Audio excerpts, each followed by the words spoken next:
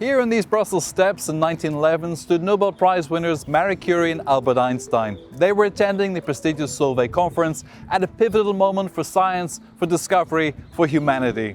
Today, we stand on the edge of a new era, powered by 5G, industrial IoT and quantum computing. The challenge for the European Parliament and for the whole of Europe is to go further, as Isaac Newton said, by standing on the shoulders of giants. When we speak about the Internet of Things, we need to see it as an enabler for data analytics, for forecasting, for innovation in each of these sectors. Digital by default means human-centered by default. It's very important.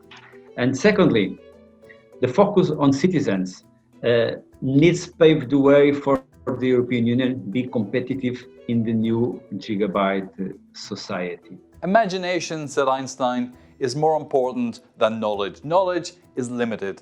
Imagination encircles the world.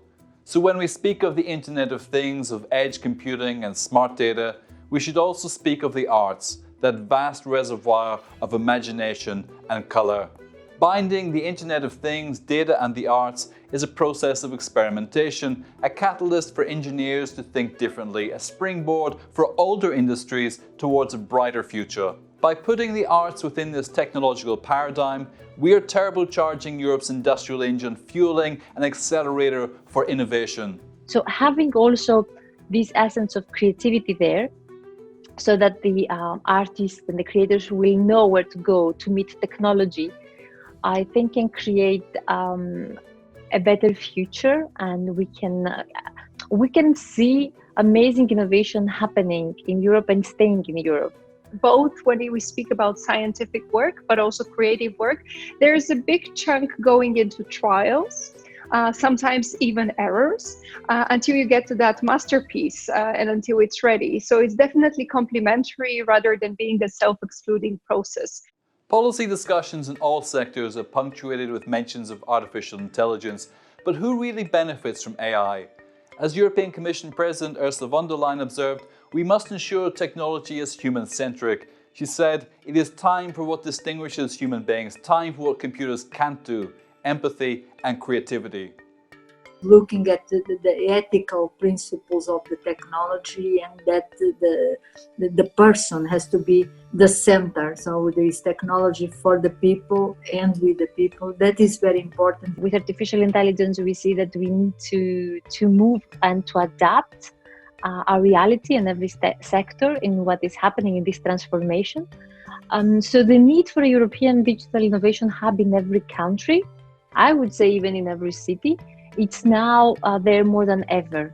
So imagine if you want to be innovative, you have a small company, and you need to ask someone how you can use all these amazing technologies.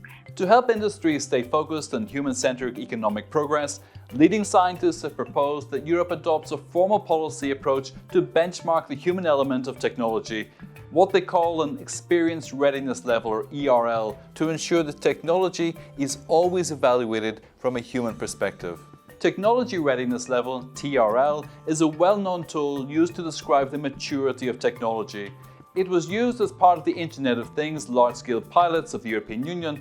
The program developed the new concept of ERL as a result of cooperation between the large-scale pilots and START, the Science, Technology and Arts Initiative of the Digital Single Market of the European Union.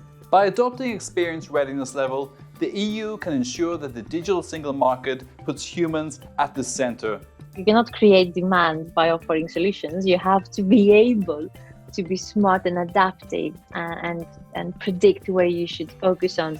I would say that an ERL would be a significant tool actually to measure this impact of the European digital innovation hubs, for example, and I would say that there are reasons to do that, because any transformative leadership activity has also levels of uncertainty, and also quantifying uncertainty allow us to improve the risk management and mitigate the danger of a black swan. With the COVID-19 pandemic came a sudden healthcare and economic crisis.